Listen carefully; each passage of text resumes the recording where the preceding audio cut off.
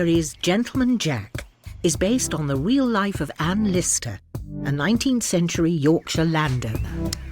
I love and only love the fairer sex. Her private life was discovered in secret diaries, revealing her loves, lusts, and heartbreaks.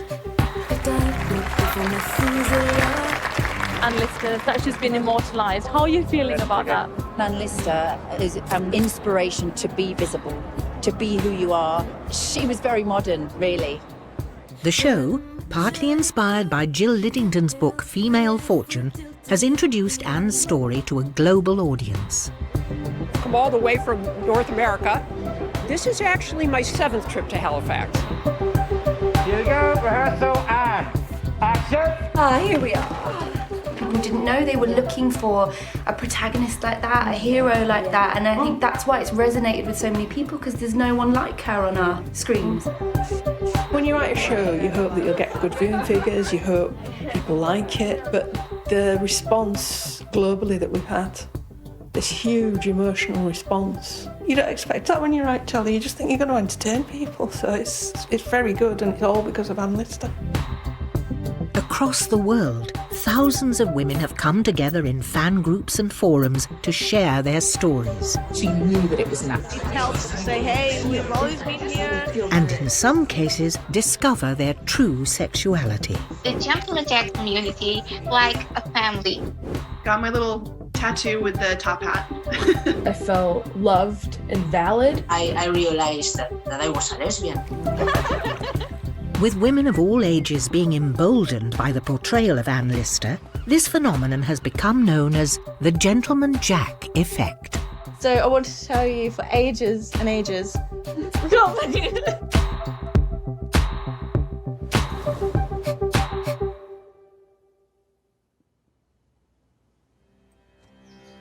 As I left, she hung upon me and cried and sobbed aloud at parting, saying, "I hope we shall meet under happier circumstances." Well, said I to myself as I walked off, a pretty scene we have had. In the 1800s, the expectation was for women to marry a man and have children. There was simply no concept of women having their own sexuality. So Anne Lister spent her life writing about her forbidden loves in her secret journals. It was therapeutic for her to put down her heartbreaks and love affairs. I mean, when she can write something like, "I am neither man nor woman in society, how shall I manage?" You know, that is an existential dilemma for her in that day and age. In the 1930s, when Anne's ancestral home became a museum, her hidden journals were found and donated to the local library. Over the next 50 years, historians studied them, but Anne's sexual exploits remained secret. Until local historian Helena Whitbread revealed all. I wanted to try my hand at freelance writing. I looked around for something local, and I don't know why, but I just thought, what about this woman called Anne Lister? I got on the bus and I went down to the local archives. And there was this young man there, and I said to him, "I believe Anne Lister has some letters in the archives here." And then he said to me these few words that set me off. He said, "Did you know she kept a journal?" And I said, "These journals are written in code." And I thought, what would a woman living 200 years ago need to write in a secret code? And that triggered off intellectual curiosity, basically. I thought, she's got something to hide.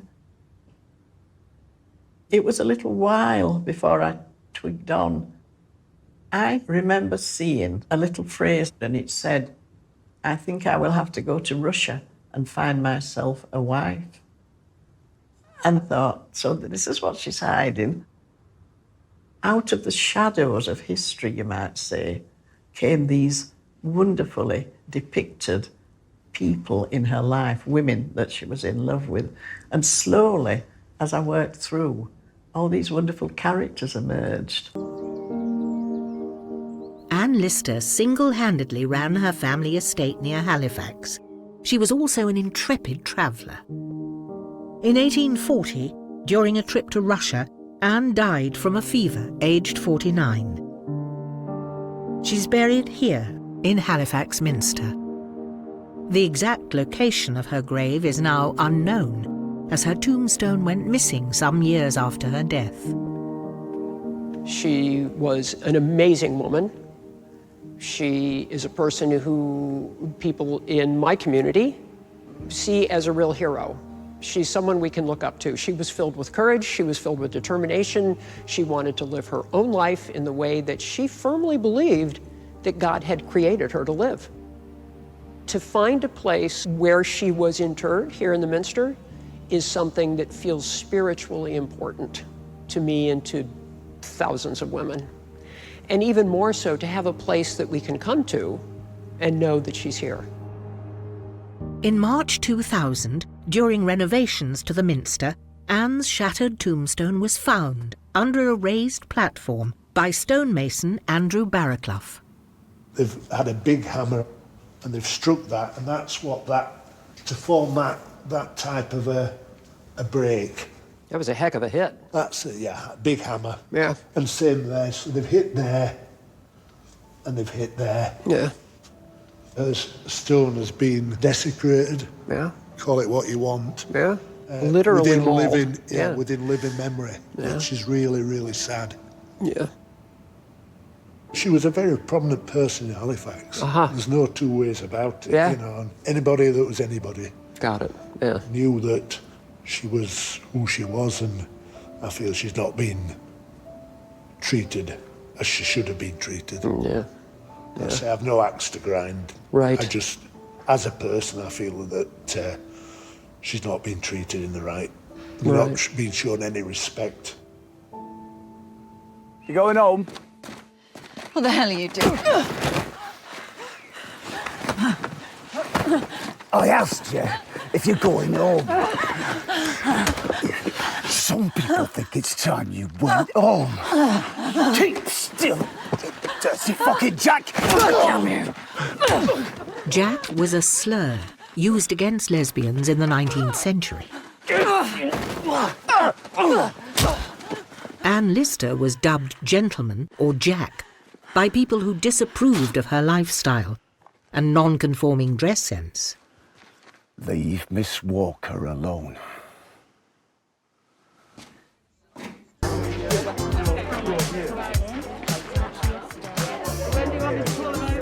The second series of Gentleman Jack is underway. It's being filmed at Anne Lister's real home, Shibden Hall, just outside Halifax. Right, you're heading up, oh, I thought I was going to. I'm just really pleased that more people know about Anne Lister. I'm pleased that people are interested to know about Anne Lister now. Yeah. You know, she deserves to be much more famous than she has been. And I think that is an incredible thing that off the back of this show. It's now part of the history of Halifax and the country, but it is because of what you've done. And Well, it's a brought this show unique to life. situation that a TV show has told a bit of history that people didn't know before. Yeah. You've taken the diary and not miss a beat. Like, you know, it's these characters aren't just kind of like thinly drawn. Like, you've gone so deep into every aspect of their relationship, which is beautiful. Still and quiet now, please. Action!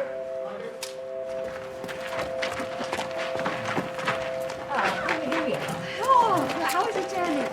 Thanks for inviting me. You're very welcome. Thank you for the syrup. Thank you. I've had so many letters, I'm sure you guys have had so many more, from people saying I watched the show and was able to confront who I am and be comfortable with it. And give a visual reference to their parents, to their friends, to say, look at this amazing woman, to go, oh, that's how I feel. It's okay to explore my gender in that way. It's okay to explore my sexuality in that way, and to be courageous with it. Camera's going up.